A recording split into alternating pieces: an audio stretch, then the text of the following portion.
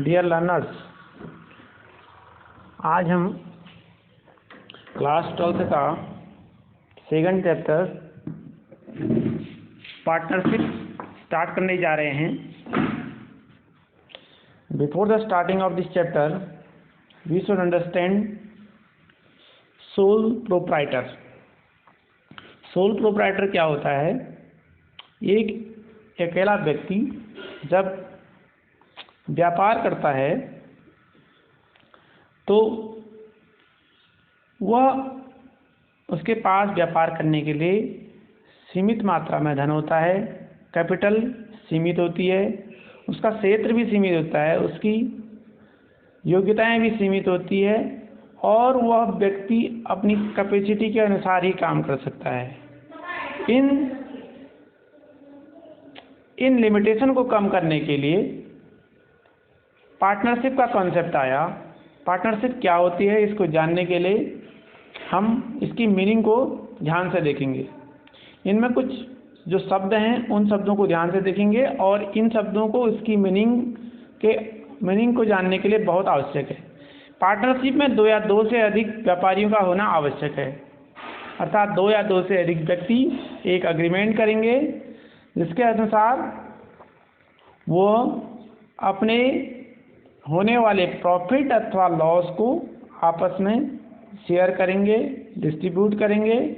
या तो उनके बीच में कोई एग्रीमेंट होगा या वो बिना एग्रीमेंट के इक्वली डिस्ट्रीब्यूट करेंगे। और यह जो बिजनेस होगा किसके द्वारा होगा? रन बाय ऑल, या सबके द्वारा चलाया जाएगा या किसी एक के द्वारा सबके लिए चलाया जाएगा। इट मीन्स जो शेयर प्रॉफिट और लॉस का जो शेयर होगा वो सबका होगा, चाहे चलाने वाला कोई एक हो। तो सोल प्रोप्राइटरशिप के जो लिमिटेशन सी कमियां थी उसको दूर करने के लिए, उसकी कमी को रिमूव करने के लिए पार्टनरशिप एक्ट 1931 इंट्रोड्यूस किया गया। और इससे पहले यह एक कॉन्ट्रैक्ट एक्ट 1872 आया था। इसमें भी ये लिमिटेशन थी, इसमें कुछ कमियां थी। इसको दूर करते हुए पार्टनरशिप एक्ट 1932 इंट्रोड्यूस किया गया। This act was implemented on 1st of October 1932. This line is really very important and you have to note it. This act was implemented, ये लागू किया गया 1st October 1932.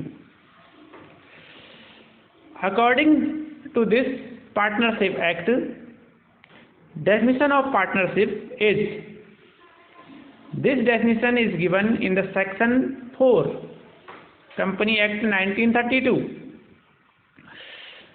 Partnership is the relation between persons who have agreed to share the profit of business carried on by all or one of them acting for all.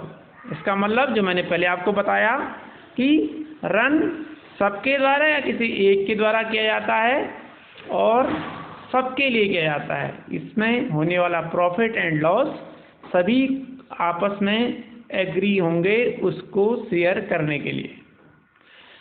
आपको समझ में आ गया होगा partnership. अब दोबारा एक बार समझ लेते हैं। पार्टनरशिप एक्ट, पार्टनरशिप जो सोल प्रोप्राइटर की जो कमियां हैं उसको दूर करने के लिए ये कॉन्सेप्ट आया।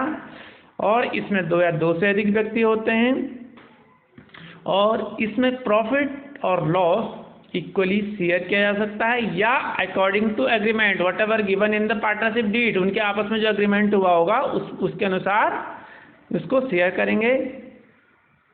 और ये सबके द्वारा या किसी एक के द्वारा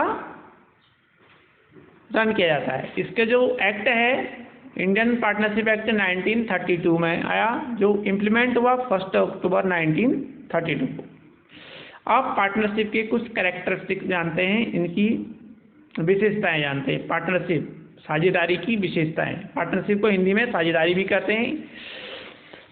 number 1, What is the number? First, the partnership's first character.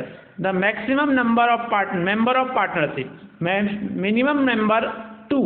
Partnership में कम से कम दो व्यक्ति हो सकते हैं, कम से कम 2 और अधिकतम 100 हो सकते हैं। अधिकतम हाल ही में अमेंडमेंट आया, 50 थे पहले, अब ये 100 हो गया है। लेकिन बैंकिंग सेक्टर में मैक्सिमम 20% हो सकते हैं। सबसे पहले नंबर ऑफ मेंबर, पहली लिमिटेशन, पहला कैरेक्टरिस्टिक है इसका कि इसमें 2 या 2 से अधिक व्यक्ति होंगे और अधिकतम 100 हो सकते हैं।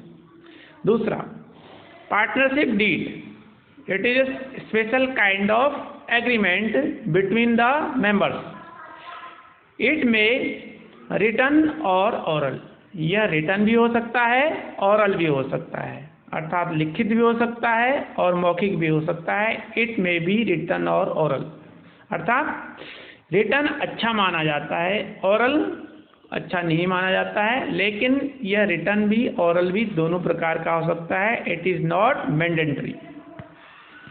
अब हम बात करते हैं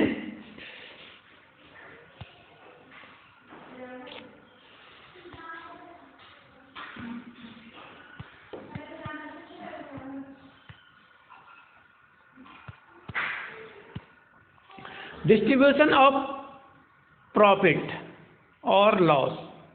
इसमें प्रॉफिट और लॉस, इसमें यहाँ पर अभी कट रहा है, फिगर पूरा नहीं आ रहा है। प्रॉफिट एंड लॉस का जो डिस्ट्रीब्यूशन होता है यह अकॉर्डिंग टू एग्रीमेंट हो सकता है या उसके इक्वल हो सकता है, एग्रीमेंट के अकॉर्डिंग और इक्वल, अर्थात जैसा पार्टनरशिप डीड में दिया हुआ उसके अकॉर्डिंग हो सकता है। लायबिलिटी इसमें अनलिमिटेड होती है। लायबिलिटी क्या होती है? अनलिमिटेड होती है। इसका मतलब समझिए आप, अनलिमिटेड लायबिलिटी, इसका मतलब है यदि किसी व्यक्ति को पार्टनरशिप फर्म के द्वारा किसी व्यक्ति की को पेमेंट करना है और पार्टनरशिप के मेंबर्स की पर्सनल जो प्रॉपर्टी है उसको बेचकर भी उसका पूरा करना पड़ेगा। You have to fulfil the complete liability by the property of members of partnership. यदि किसी का पेमेंट करना है और पार्टनरशिप के पास अपना पैसा नहीं है तो उसकी प्रॉपर्टी से भी देना पड़ेगा, लेकिन वाइफ की प्रॉपर्टी इसमें नहीं आती है, वाइफ के जेवर इसमें नहीं आते, प्रॉपर्टी इसमें नहीं आती है, ध्यान रखना है। म्यूचुअल एजेंसी, मेंबर आपस में म्यूचुअल एजेंट होते हैं। इसके जो मेंबर होंगे आपस में म्यूचुअल एजेंट, इसका मतलब है यदि कोई मेंबर कोई एग्रीमेंट करता है तो दूसरे मेंबर को भी वो मानना पड़ेगा, वो ये नहीं कहेगा कि मैंने नहीं किया। और यह 1932 के अकॉर्डिंग यह पार्टनरशिप होती है। अच्छा, अब तीसरा है रेगुलर एक्टिविटी। इसमें जो है बिजनेस रेगुलर होना आवश्यक है, मैंडेटरी है, और रजिस्ट्रेशन भी मैंडेटरी है। किसी ने रजिस्ट्रेशन किया तो ठीक, नहीं किया तो ठीक। तो learners, you have to please, I am going to request you, please like, share and subscribe this new growing channels Uttarakhand Digital Study. Now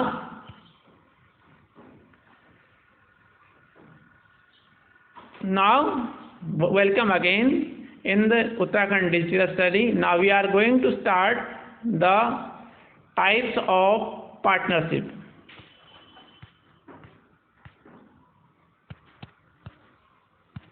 Types of partnership.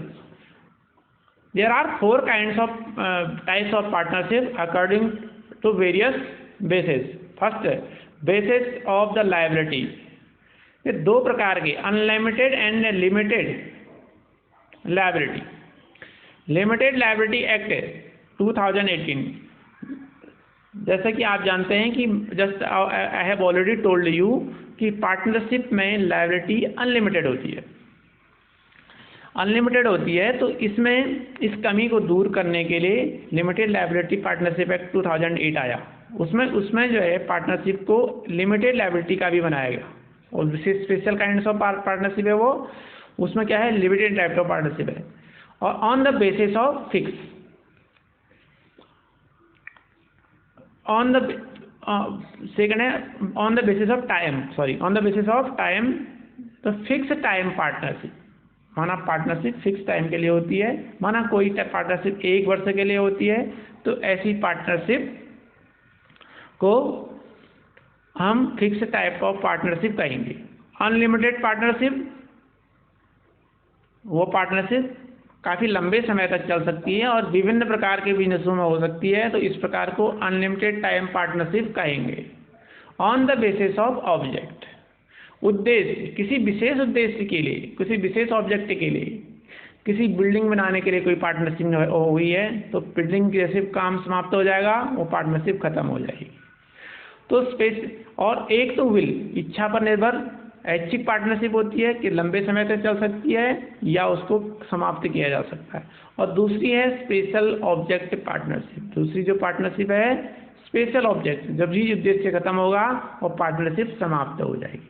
On the basis of legality, partnership can be classified as on the basis of legality. Legal partnership और unlegal partnership. ये legal partnership वैध, अर्थात कानूनी रूप से वैध, ये क्यों हो सकती है, क्यों नहीं हो सकती है? कानूनी रूप से अवैध कब होगी? जब मेंबरशिप की संख्या 100 से अधिक हो जाएगी या 1 से कम होगी, तो अपने आप अनलीगल पार्टनरशिप हो जाएगी। किसी इनिमी कंपनी, जैसे पाकिस्तान है, इनिमी कंट्री के मेंबर्स के साथ यदि हम पार्टनरशिप करते हैं, तो ऐसी पार्टनरशिप भी क्या होगी? अनलीगल हो जाएगी। अनलीगल ऑब्जेक्ट है, इसका उद्देश्य जो है अनलीगल है, जो भारतीय कानून के अनुसार अनलीगल माना जाता है, तो ऐसी पार्टनरशिप होगी तो वो अभी क्या मानी जाती है? अनलीगल पार्टनरशिप मानी जाती है। तो learners, I am going to request you again, please like, share and subscribe the new growing channels Uttarakhand Digital Study. In this channel, so you will get various kinds of videos which is useful for your study. Thank you to joining us, and please like, share and subscribe.